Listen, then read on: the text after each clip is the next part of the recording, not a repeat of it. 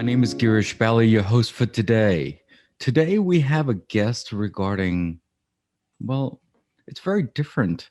It's very diverse. She's all into technology. Well, no, that's not true. That's what she was doing. What is she doing right now? She's influencing. She's one of the top 50 most influential women in the UK. She's diverse. She had awards. We'll talk about a little of racism and modern manager and all the trainings that she has, but she's really a keynote speaker. And I think I brought her is because she's very diverse in her field. And I think I'm happy to introduce, I hope I'm not pronouncing the name right, is what's your name? Go ahead. Let's go and start with that because I think Yeah. no matter how many times I practice, but it looks like I'm going to butcher the name. I So know, and you're certainly not the first one to struggle with my name. So my name is Perrine Farque. It's a French name. I know it's quite difficult to pronounce. I'm Perrine Farque, and thanks for having me today. yes. Um, yeah. So first of all, before we start with all the questionnaires and ideas and all that stuff, but what does it mean to you for back to basics? What does that mean to you for personal life and for business? It could be the same answer, but what does that mean to you? Gosh, you're putting me on the spot. Back to basics. I think, it's funny because with my work, and I was working on my keynote. I've got a main keynote session, and I was working on keynote all day today. And I was reflecting on my work. What's my message? What's the message I am sort of trying to send to the world? And I, with my work, which is around creating inclusive teams at work, teams that collaborate well together, that are engaged and are motivated, work well together, it's often about how do we do that? How do we create teams that work well together? And the answer is often so simple, so basic, but people need to be reminded, because it's in the little things, it's in the basic simple things that you can create true inclusion and collaboration. I'm just going to give you a few examples. Something as simple as when you have a meeting with your manager, say hello, you look at them in the eyes and say, good morning, how are you today? This is a basic thing to do. But in my career in technology, you'd be surprised by how many times this basic, simple, hello, how are you, eye contact was not there. And I'm often reminded with my work that it's in the simple, little, basic things that the biggest differences happen. So to answer your question, what does back to basic mean to me? Well, it means thinking about what are the little things I do every day that are going to have a big impact on my day, my week, my year, my life. Isn't that sad that, when we are so busy in our lives, we tend to forget to say hello or thank you or appreciation to the other people. Don't you agree with that? With this whole fast life that we're living in, even though that it could be in a suburban area when we're working in the farm, and the city life, which is obviously more chaotic than the farm life. Yeah, so much of my work is about reminding people about the little things that I think they know already to an extent, but they forget. I think a lot of us are stuck in what you said, the busy, nowadays, 2021, life. We're all busy with our work, our home, our kids, our pets, our family, our to-do list. And it's funny, I was listening to that TED talk from In Praise of Slow, by Carl Honore, where we're also busy in the being busy, that now there is this movement called the slow movement, Mhm, slow mhm, eating, mhm. slow walking, slow everything. And because it's a reaction to today's sense of scarcity. There's this sense of scarcity of time, and I need to hurry up and do faster. But I think faster doesn't always mean better. And I think sometimes slowing down and doing the little things can actually have a much bigger impact on your life. I think the key thing is to have quality work than quantity. Don't you agree with that? So, which means that what does that mean by that? It means you do things slow and you look what you're doing and make it right. Don't hurry and do that. Does that make sense?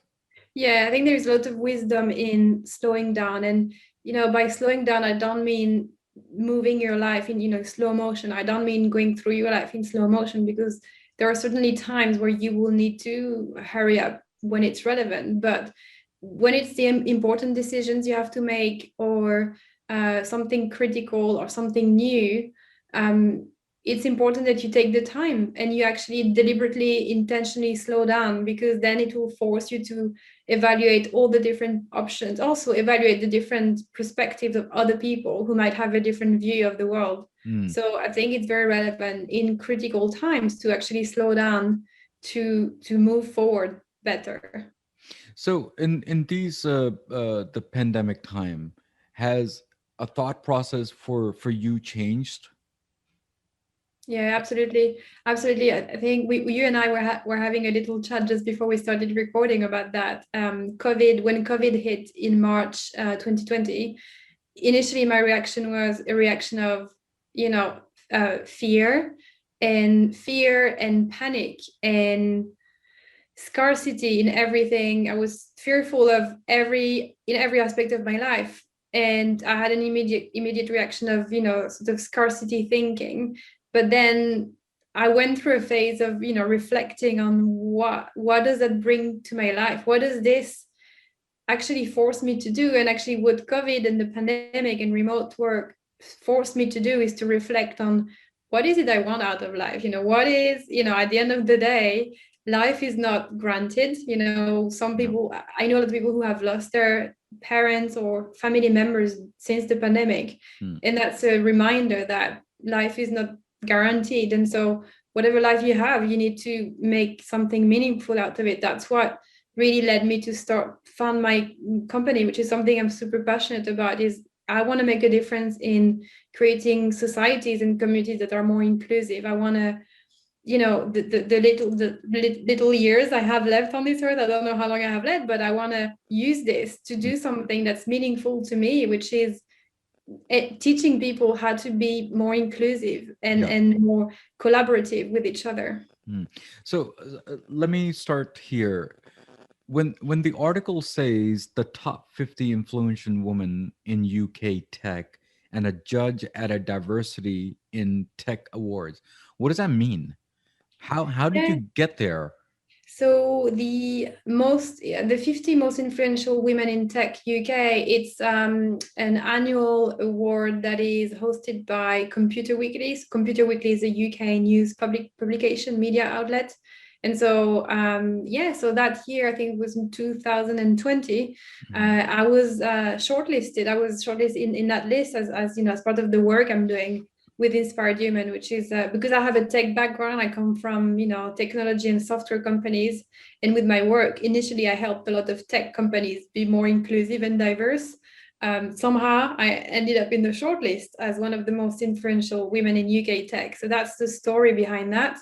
And the other story is, again, I was invited to become a judge at the Diversity in Tech Awards, it's an award that is hosted by Dublin Tech Summit.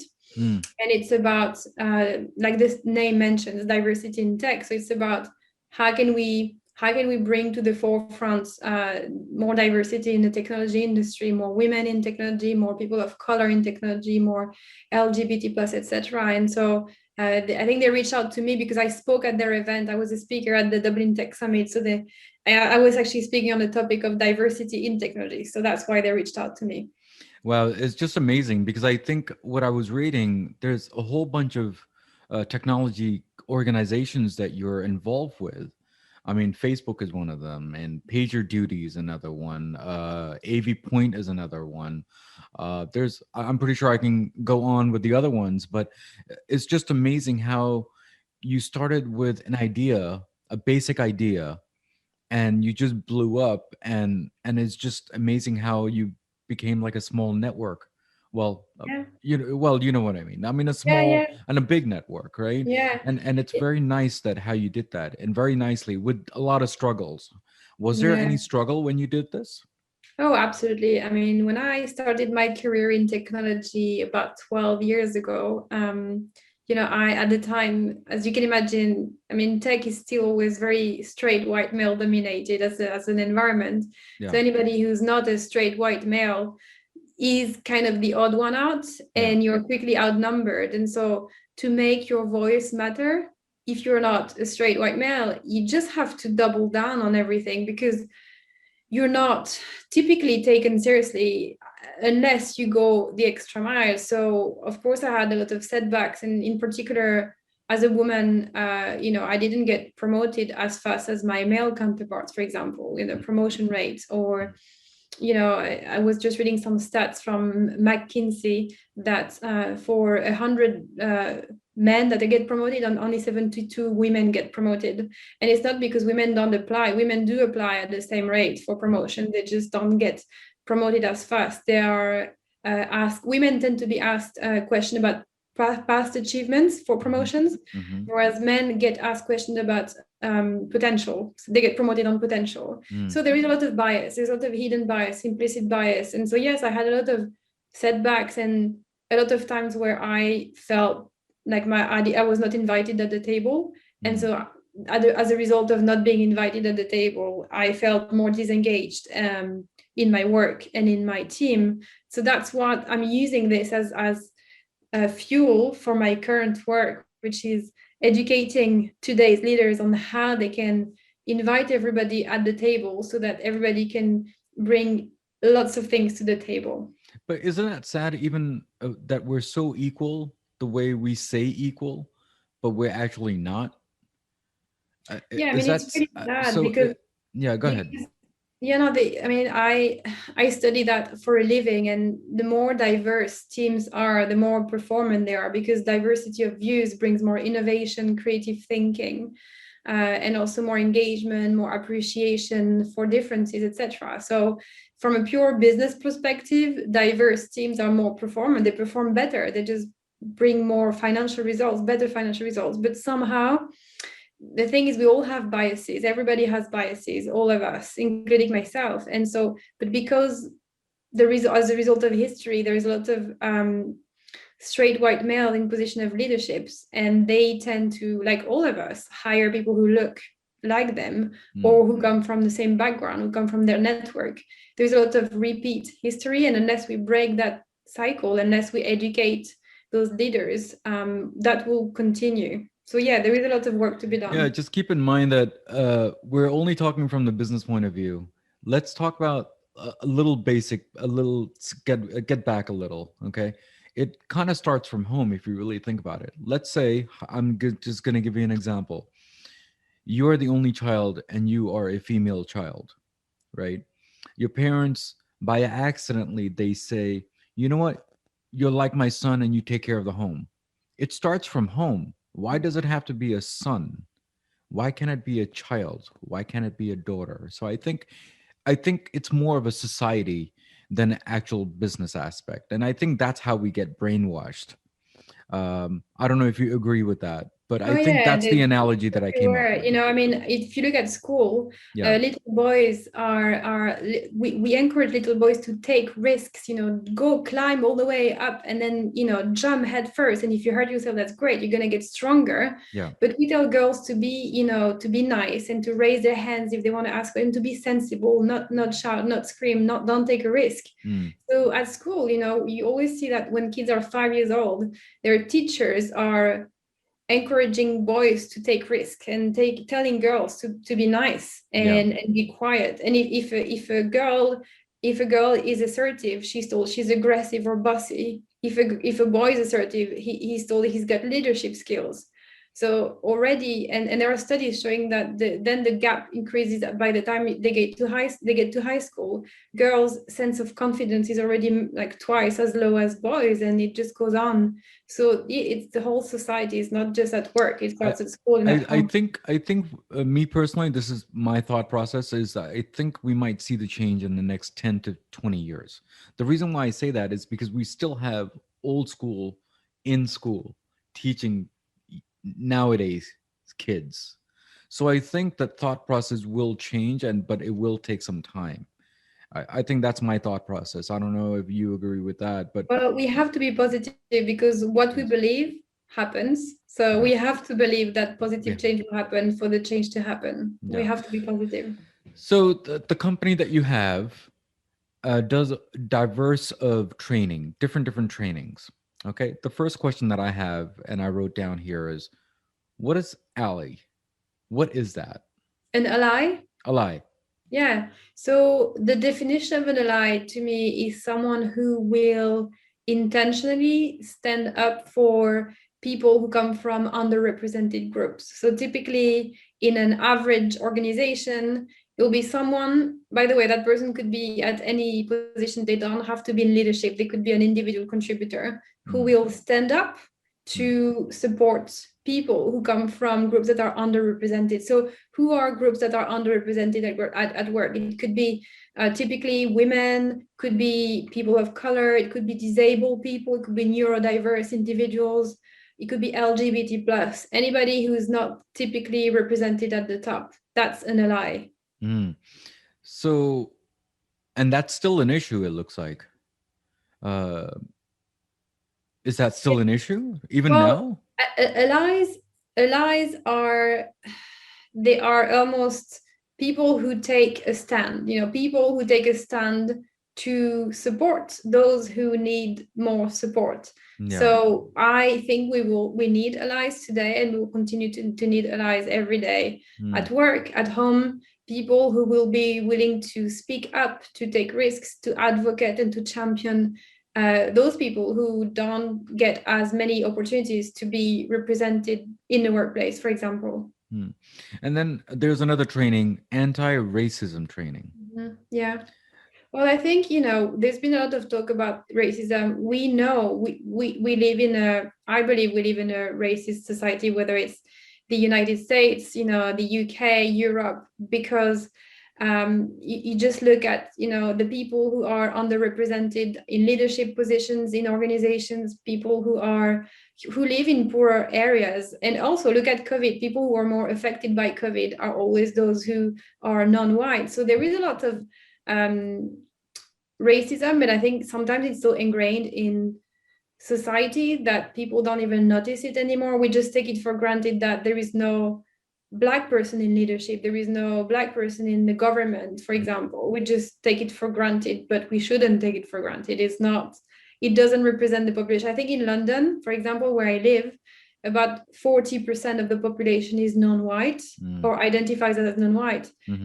However, when we look at people in the top CEOs of London-based companies, they're all white. So it's disproportionate. There is a disproportion of, and so that's just a symptom, in my view, of, I think, a latent racism. And I think we need to educate people on what is racism, how can we prevent racism, unconscious bias, etc. Yeah. So, I mean, if you go to listeners and viewers, let me just explain here. So, go to any company website, just go to it, and take a look at the higher management. Majority of the management are, just like what she said, is more white dominated. It's not that it's designed that way, and it's not that they are part of a racism, but I think that's just how the society is, and that's just how it is. How do we break that ice? We break that ice. Go ahead. How do we break that ice? I think it's a lot of education and awareness. I think, in my experience, often it doesn't come from a place of bad intention. I think often people have good intentions. I think most people have good intentions, but they are not educated. They don't have the tools. In fact, the other day I was trying to have a conversation with my mom, about racism, and I was trying to explain to her, the current issues around racism, etc. And I think even with my mother, who is, part of my family, we had differences in opinion in how racism shows up. What I would call racism, for example, she wouldn't necessarily recognize that as racism. So I think there's a lot of education, possibly within generations as well. I think possibly the baby boomers need to have different type of education around racism. I think millennials and Generation Z are a little bit more educated in regards to what it means.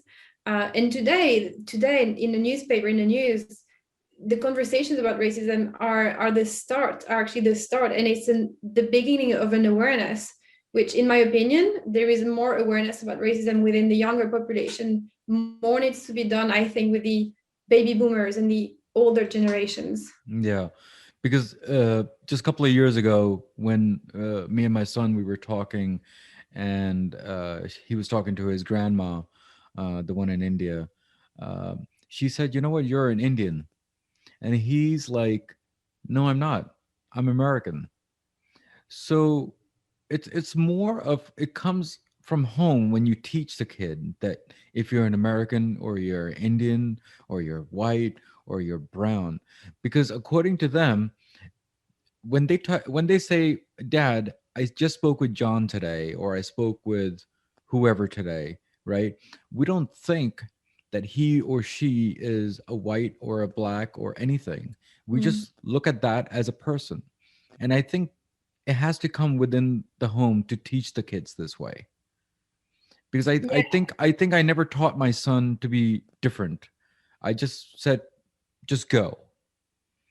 You think that's how we need to teach the kids? Well, I think, first of all, I think at the individual level, individuals are free to identify with whatever they want. So I think, for example, in your example, someone who might be, maybe their citizenship is American, but maybe they're third generation Indian, for example, what they identify as is individual. Someone might say, identify as American, but their brother or sister might say, actually, I identify as Indian. So I think, it's the same with sexual or gender. Hmm. Someone might be born female and identify as male. Someone might be born male, identify as female. So at the individual level, I think anybody is free to identify as they wish. But now, I think you touched on another topic, is the topic of being colorblind. And you might have heard Yes. the term colorblind. Is there is the tendency, I think, especially within, I think, again, the older generation, the baby boomers, to say things like, I don't see colors, I don't see gender, I only see a person, and I will hire them if they have the right skills.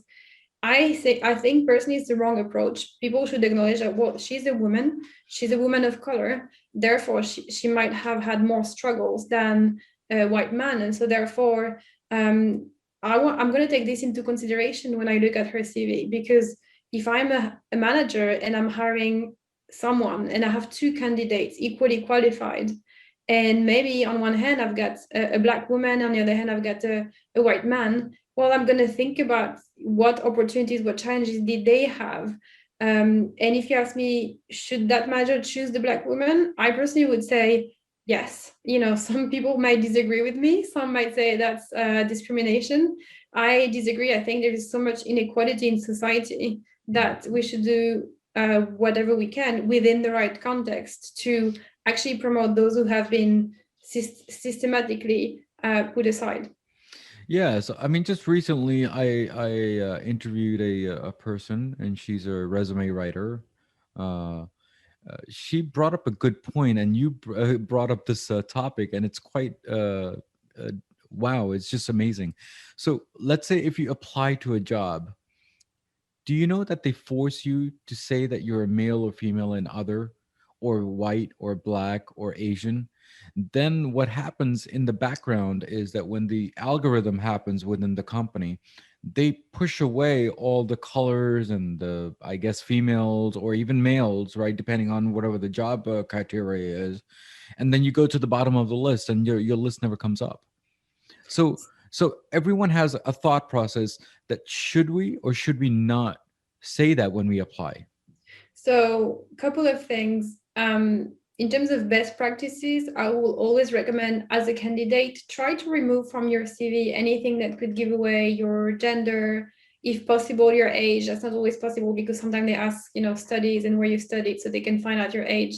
But my advice to candidates is try remove anything that could give away your gender, your age, your ethnicity, just to be as neutral as possible. From the employer's perspective, I strongly believe employers should not ask for the gender, should not ask for the age, should not ask for the sexual orientation. I know some companies ask when someone submits a resume, they ask, can you fill in this survey? And the reason they ask, it's important to say, the reason that they ask, the employer ask, is because they is as part of their diversity and inclusion program, they want to have some statistics in terms of, for this role we had 50 candidates, the majority were male, and then at the interview stage we had a majority of female. They want to have statistics to share. It doesn't come from an intention of we want to discriminate, it comes from an intention of we want to have statistics to see if we discriminate at what stage. But I can see how as a candidate it can be, it's very overwhelming when you go, we see a job, you apply, and all of a sudden they ask you for your gender and your race. It's very, and by the way, a lot of organizations don't make it mandatory, so there is always an option to say prefer not to say.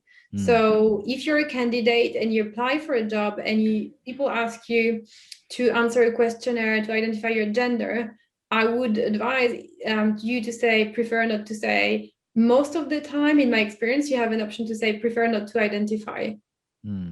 Yeah, because it's very sad that we have to do this, and we have to be more aware. And I mean, people are just applying for jobs, and the everything gets trashed or even algorithmed or queried, with that thing. But what one suggestion that I do have, and someone did tell me, is instead of telling them how long you've worked, basically, then you'll know what that age is. Go the way we do taxes. How many years do we save taxes in our file? 7 years, 8 years, right? So what she suggests is, on your resume, make sure you write down at least 10 years. That's it. They don't need to know beyond that. Yeah, for me, I think so first of all, I never suggest candidates to lie on their CV. You have to be Sure. you have to be honest. In terms of how far back you go in terms of your experience, your work experience, your education, it's up to you. Certain jobs might require to know exactly what you studied because it might be a very technical skill. They might want to know your education. Certain jobs don't require that. The other thing to bear in mind is a lot of recruiters, let's be honest, a lot of recruiters have not been trained on diversity and inclusion. They are completely, and I say it in the nicest possible way, ignorant in terms of what it and I've seen recruiters asking candidates to break down the day they started, they finished the job, and I just think it's too much information, and it's counterproductive. They ask certain recruiters ask candidates to write things like, which year did you study that, when it's not relevant to the job, to the particular job. So I would actually invite candidates to, one, educate themselves, and two, even push back. I think as a candidate, when you push back on the request from the recruiter to add information that is not relevant to the job, you actually put yourself in a position of strength because you're showing power. You're showing that you're not saying yes to everything just because they're hiring. I mean, if they ask you for something that's irrelevant to the job and you say, I don't think it's relevant, I think there is some power here, and they might even respect you for that. Yeah. So let me ask you another question now. So I used to be an IT manager many years ago, right? One of the trainings, it got my eye: manager versus modern manager. What is that? What does that mean? So I've not really seen that sort of manager versus modern manager. I mean, there is a lot of talk around what's a manager versus a leader. I see a lot of that, what's manager versus a leader. And I like that idea of, leader is not a job title, it's a behavior. I think a great leader is, has nothing to do with their job title. I think there's, you could find someone who is a great leader. They might not be a vice president or a director. They might simply be a manager, but their behavior is the behavior of a leader. And by that, I mean, they will always try to help. They will always try to bring people together. They will always try to come up with solutions and positive outcomes. And people just want to follow them because of that. And so I like that idea of, leaders is not in the title, it's not in the job title, it's more in the behavior. Mm-hmm. And then one last thing, if you don't mind. So there's a training that you offer. It's called Neurodiversity Awareness. Yeah. So what does that mean? Because I think neuro means mind and nerves, right? So explain that. Neurodiversity is the idea that our brains function differently. And so neurodiversity is the idea that the same way people have a nose that is, has different shapes from one individual to the other, or you have your ears that have a different shape from one person. Yeah. Some people's brains function differently from other people's brain. It doesn't mean that they're disabled. It just means their brain works differently, and that includes individuals on the autism spectrum, people with Asperger's syndrome, people with Tourette syndrome, ADHD, for example, and all these types of um, symptoms. And again, those a few years ago, people used to think that neurodivergent individuals were people with mental health issues. This is no longer the case. Neurodivergent individuals do not have mental health issues. They just have a brain that works differently. So, for example, people on the autism spectrum just think differently. And the great thing about neurodivergent individuals, such as people on the autism spectrum, is that they can be really good at things like identifying patterns just because their brain works differently. They're especially good in engineering and IT and software development, especially in cybersecurity, because they're really good at recognizing patterns of an attack, a cyber attack. So typically a lot of technology companies such as Microsoft, Hewlett Packard actually have a big autism at work program to attract individuals who are neurodivergent to get the best software engineers in their teams. So one last thing. So what do you see yourself in the next 5 years? I mean, you have done so much in this. Well, it's not really short span, but it is if you look at the number, it's kind of short. But what do you see yourself in the next five years? Yeah, and I'm just getting started. So watch the space. I am gonna do a series of TEDx talks. I'm gonna hopefully do a TED talk. I'm gonna write other books. I'm gonna publish my book in a few weeks, actually. So on my website, inspired-human.com, there's a tab for my book. You can subscribe to the mailing list. It's gonna be published in a few weeks. I'm gonna publish a second book and a third book in the next few years. And I'm gonna increase my portfolio of trainings. I'm gonna do some online courses. I'm going to do more speaking at larger conferences and just do more of everything, which is what I love. Hopefully I'll be part of that journey, and we can talk a little further about that, because I would love to know more diversity stuff and more leadership stuff the way you're doing. And it's amazing work how you're doing this, and I thank you for that, and thank you for coming on this show and giving us a little insight and a little basic insight of your thoughts and how kind of the world should be, and it is going right now. But thank you for that. Absolutely. No, thank you, Girish, for having me. It's been a pleasure to be part of your Back to Basics show. And yeah, I'm interested to see how your show is going to progress in the next few months and years. Yeah, okay, I hope so. Thank you. I mean, you can keep on saying more and I'll give you sweets, as people they say. One last words before you want to head out and leave? Well, the last word I always leave my audience with is change doesn't happen by accident. Change happens by being intentional. So be the change today. Be the change you want to see in the world. Yeah, thank you so much for coming on the show. So, guys, today we talked about diversity. We talked about many things, and then here's a quote of the day, and I think that would summarize kind of the show for today. Leadership is a series of behaviors rather than a role for heroes, and that's by Margaret Whitley. I hope that summarizes the whole episode today, and if it does not, I hope I did. Comment, good or bad. It'll make my show much stronger, and I will keep on improving each and every week of my episodes. As always, at the end of the episode, I always say everything in life goes back to basics, and that's what we did today, guys. You take care, God bless, and I'll see you next week. Thank you.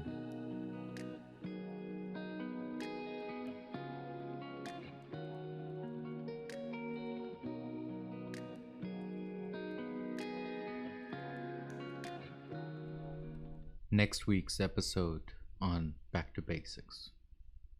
Don't you miss it sometimes for the regular things going on in the world? I would still say that I do most of the regular 15-year-old things, and most people, and I obviously there are times when like I'd have to miss like a school bake sale or something because like I'm doing something else, but for the most part I try to make a conscious effort to like still hang out with my friends. I still like go to birthday parties. I still play hockey. I'm on my school's debate team. So all of these things, they still are like a huge part of who I am outside of just like a technology lover. And yeah, they matter a lot to me. So I always.